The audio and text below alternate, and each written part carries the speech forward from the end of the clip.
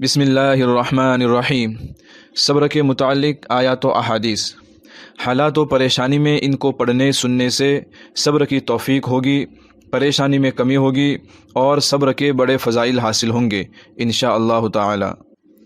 قرآن کریم کی آیات۔ اعوذ باللہ من الشیطان الرجیم، بسم اللہ الرحمن الرحیم۔ یا بنی اقم الصلاة وأمر بالمعروف وانہ عن المنکر واصبر على ما اصابک ان ذلک من عزم الامور۔ بیٹا نماز قائم کرو اور لوگوں کو نیکی کی تلقین کرو اور برائی سے روکو، اور تمہیں جو تکلیف پیش آئے اس پر صبر کرو، بے شک یہ بڑی ہمت کا کام ہے۔ واللہ یحب الصابرین، اور اللہ تعالیٰ صبر کرنے والوں کو پسند فرماتے ہیں۔ انما یوفی الصابرون اجرهم بغیر حساب، جو لوگ صبر سے کام لیتے ہیں ان کا ثواب انہیں بے حساب دیا جائے گا۔ واللہ مع الصابرین، اور اللہ تعالیٰ صبر کرنے والوں کے ساتھ ہے۔ وَجَعَلْنَا مِنْهُمْ أَئِمَّةً يَهْدُونَ بِأَمْرِنَا لَمَّا صَبَرُوا وَكَانُوا بِآيَاتِنَا يُوقِنُونَ، اور ہم نے ان میں سے کچھ لوگوں کو جب انہوں نے صبر کیا ایسے پیشوا بنا دیا جو ہمارے حکم سے لوگوں کی رہنمائی کرتے تھے اور وہ ہماری آیتوں پر یقین رکھتے تھے۔ فائدہ۔ ابن قیم جوزی رحمۃ اللہ علیہ مدارج السالکین میں لکھتے ہیں کہ اس آیت سے معلوم ہوا کہ جب یقین کے ساتھ صبر مل جاتا ہے تو دین میں امامت کا مقام حاصل ہوتا ہے اور ایسے آدمی سے لوگ فیضیاب ہوتے ہیں۔ صبر کے متعلق احادیث۔ حضرت ابو ہریرہ رضی اللہ عنہ سے مروی ہے کہ رسول اللہ صلی اللہ علیہ وسلم نے فرمایا، من یرید اللہ بہ خیرا یصب منہ، اللہ تعالیٰ جس کے ساتھ بھلائی کا ارادہ فرماتے ہیں وہ مصیبت میں مبتلا ہوتا ہے۔ حضرت عائشہ رضی اللہ عنہا سے مروی ہے کہ رسول اللہ صلی اللہ علیہ وسلم نے فرمایا، اذا کثرت ذنوب العبد ولم یکن له ما یکفرها من العمل ابتلاه اللہ بالحزن لیکفرها عنہ، جب بندے کے گناہ زیادہ ہو جاتے ہیں اور اس کے پاس گناہوں کو مٹانے کے لیے اعمال خیر نہیں ہوتے جو گناہوں کا کفارہ بن جائے تو اللہ تعالیٰ اس کو غم میں مبتلا فرماتے ہیں تاکہ ان گناہوں کو مٹا دے۔ حضرت انس رضی اللہ عنہ سے مروی ہے کہ رسول اللہ صلی اللہ علیہ وسلم نے فرمایا، ان عظم الجزاء مع عظم البلاء وان اللہ عز وجل اذا احب قوما ابتلاهم فمن رضی فلہ الرضا ومن سخط فلہ السخط، بڑا اجر و ثواب بڑی آزمائشوں کے ساتھ ہے، اور جب اللہ تعالیٰ کسی قوم کو پسند کرتا ہے تو اسے مصائب و حالات میں مبتلا کرتے ہیں، اس وقت جو راضی رہتا ہے اسے رضا الہی حاصل ہوتی ہے، اور جو شخص اللہ سے ناراض ہوتا ہے اللہ اس سے ناراض ہوتے ہیں۔ ابو مالک اشعری رضی اللہ عنہ سے روایت ہے کہ رسول اللہ صلی اللہ علیہ وسلم نے فرمایا، الصبر ضیاء، صبر اجالا اور روشنی ہے۔ حضرت لجلاج بن حکیم سلمی رضی اللہ عنہ سے مروی ہے کہ رسول اللہ صلی اللہ علیہ وسلم نے فرمایا، ان العبد اذا سبقت له من اللہ منزلۃ لم يبلغها بعمله ابتلاه اللہ فی جسده او فی ماله او فی ولده ثم صبره على ذلك حتى يبلغه المنزلة التي سبقت له من اللہ تعالی۔ کسی بندے مومن کے لیے اللہ تعالیٰ کی طرف سے ایسا بلند مقام طے ہو جاتا ہے جس کو وہ اپنے عمل سے نہیں پا سکتا، تو اللہ تعالیٰ اس کو کسی جسمانی یا مالی تکلیف میں یا اولاد کی طرف سے کسی صدمہ اور پریشانی میں مبتلا کر دیتا ہے، پھر اس کو صبر کی توفیق دے دیتا ہے، یہاں تک کہ ان مصائب و تکالیف اور ان پر صبر کرنے کی وجہ سے اس بلند مقام تک پہنچا دیتا ہے جو اس کے لیے پہلے سے طے ہو چکا تھا۔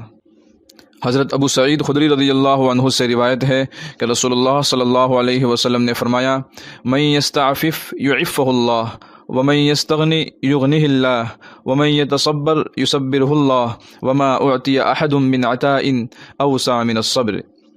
جو کوئی خود عفیف بننا چاہتا ہے یعنی دوسروں کے سامنے ہاتھ پھیلانے سے اپنے کو بچانا چاہتا ہے تو اللہ تعالیٰ اس کی مدد کرتا ہے، اور جو کوئی بندوں کے سامنے اپنی محتاجی ظاہر کرنے سے بچنا چاہتا ہے، یعنی اپنے کو بندوں کا محتاج اور نیاز مند بنانا نہیں چاہتا، تو اللہ تعالیٰ اس کو بندوں سے بے نیاز کر دیتا ہے۔ اور جو کوئی کسی کٹھن موقع پر اپنی طبیعت کو مضبوط کر کے صبر کرنا چاہتا ہے تو اللہ تعالیٰ اس کو صبر کی توفیق دے دیتا ہے اور صبر کی حقیقت اس کو نصیب ہو جاتی ہے، اور کسی بندہ کو بھی صبر سے زیادہ وسیع کوئی نعمت عطا نہیں ہوئی۔ حضرت جابر رضی اللہ عنہ سے روایت ہے کہ رسول اللہ صلی اللہ علیہ وسلم نے فرمایا، یود اہل العافیۃ یوم القیامۃ حین یعطی اہل البلاء الثواب لو ان جلودہم کانت قرزت فی الدنیا بالمقاریض۔ قیامت کے دن جب ان بندوں کو جو دنیا میں مبتلا مصائب رہے، ان مصائب کے بدلے میں اجر و ثواب دیا جائے گا، تو جو لوگ دنیا میں ہمیشہ آرام و چین سے رہے وہ حسرت کریں گے کہ کاش دنیا میں ہماری کھالیں قینچیوں سے کاٹی گئی ہوتی، تو آج ہمیں بھی یہ بڑے بڑے انعامات حاصل ہوتے۔ حضرت ابو سعید خدری رضی اللہ عنہ سے روایت ہے کہ رسول اللہ صلی اللہ علیہ وسلم نے فرمایا، ما یصیب المسلم من نصب ولا وصب ولا ہم ولا حزن ولا اذن ولا غم حتی الشوکۃ یشاکها الا کفر اللہ بها من خطایاہ۔ مرد مومن کو جو بھی دکھ اور جو بھی بیماری اور جو بھی پریشانی اور جو بھی رنج و غم اور جو بھی اذیت پہنچتی ہے، یہاں تک کہ کانٹا بھی اگر اس کے لگتا ہے تو اللہ تعالیٰ ان چیزوں کے ذریعے اس کے گناہوں کی صفائی کر دیتا ہے۔ حضرت ابو ہریرہ رضی اللہ عنہ سے روایت ہے کہ رسول اللہ صلی اللہ علیہ وسلم نے فرمایا، لا يزال البلاء بالمؤمن والمؤمنة في نفسه وماله وولده حتى يلقى الله تعالى وما عليه من خطيئة۔ اللہ کے مومن بندے اور بندی پر اللہ تعالیٰ کی طرف سے مصائب اور حوادث آتے رہتے ہیں، کبھی اس کی جان پر، کبھی اس کے مال پر، کبھی اس کی اولاد پر، اور اس کے نتیجے میں اس کے گناہ جڑتے رہتے ہیں، یہاں تک کہ مرنے کے بعد وہ اللہ کے حضور میں اس حال میں پہنچتا ہے کہ اس کا ایک گناہ بھی باقی نہیں رہتا۔ حضرت ابو سعید خدری رضی اللہ عنہ سے روایت ہے کہ رسول اللہ صلی اللہ علیہ وسلم نے فرمایا، اذا اراد اللہ تعالی بعبدہ الخیر عجل له العقوبۃ فی الدنیا۔ جب اللہ تعالیٰ اپنے کسی بندہ کے ساتھ بھلائی کا ارادہ کرتا ہے تو اسے اس کے گناہوں کی سزا جلد ہی دنیا میں دے دیتا ہے۔ حضرت عامر رضی اللہ عنہ سے روایت ہے کہ رسول اللہ صلی اللہ علیہ وسلم نے ایک دفعہ بیماریوں کا تذکرہ کرتے ہوئے فرمایا، ان المؤمن اذا اصابه السقم ثم اعفاه الله عز وجل منه كان كفارة لما مضى من ذنوبه وموعظة له فيما يستقبل، وان المنافق اذا مرض ثم اعفي كان كالبعير عقله اهله ثم ارسلوه فلم يدري لما عقلوه ولم يدري لما ارسلوه۔ جب مرد مومن بیماری میں مبتلا ہوتا ہے پھر اللہ تعالیٰ اس کو صحت و عافیت دیتا ہے تو یہ بیماری اس کے پچھلے گناہوں کا کفارہ بن جاتی ہے اور مستقبل کے لیے نصیحت و تنبیہ کا کام کرتی ہے، اور خدا و آخرت سے غافل و بے پرواہ منافق آدمی جب بیمار پڑتا ہے اور اس کے بعد اچھا ہو جاتا ہے تو وہ اس سے کوئی سبق نہیں لیتا اور کوئی نفع نہیں اٹھاتا۔ اس کی مثال اس اونٹ کی سی ہے جس کو اس کے مالک نے باندھ دیا پھر کھول دیا، لیکن اس کو کوئی احساس نہیں کیوں اس کو باندھا اور کیوں کھولا۔ حضرت انس بن مالک رضی اللہ عنہ سے مروی ہے کہ رسول اللہ صلی اللہ علیہ وسلم نے فرمایا، ما من عبد یبتلیہ اللہ ببلاء فی جسدہ الا قال اللہ للملک اکتب له صالح عملہ الذی کان یعمل فان شفاہ غسلہ وطہرہ وان قبضہ غفر لہ ورحمہ۔ جب اللہ تعالیٰ کسی بندہ کو جسمانی بیماری میں مبتلا کرتے ہیں تو فرشتہ سے فرماتے ہیں کہ اس کے نامہ اعمال میں تم وہ نیک عمل لکھتے رہو جو یہ اس بیماری سے پہلے کرتا تھا، پھر اگر اللہ تعالیٰ نے اس بندہ کو شفا دی تو اس کو گناہوں سے پاک صاف فرما دیتے ہیں، اور اگر اسے اٹھا لیتے ہیں تو اس کی مغفرت فرما دیتے ہیں اور اس پر مہربانی فرماتے ہیں۔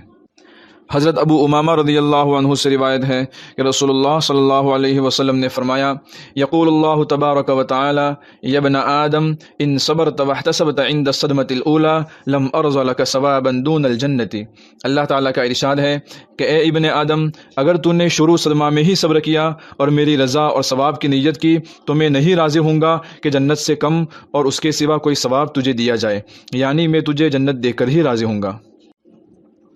صبر کا مطلب ہے شکوے شکایات سے بچنا، زبان کو بھی شکایات سے بچانا اور دل کو بھی شکایات کے غبار سے صاف رکھنا، نیز اللہ تعالیٰ کے احکامات کو بجا لانے میں اور گناہوں سے بچنے میں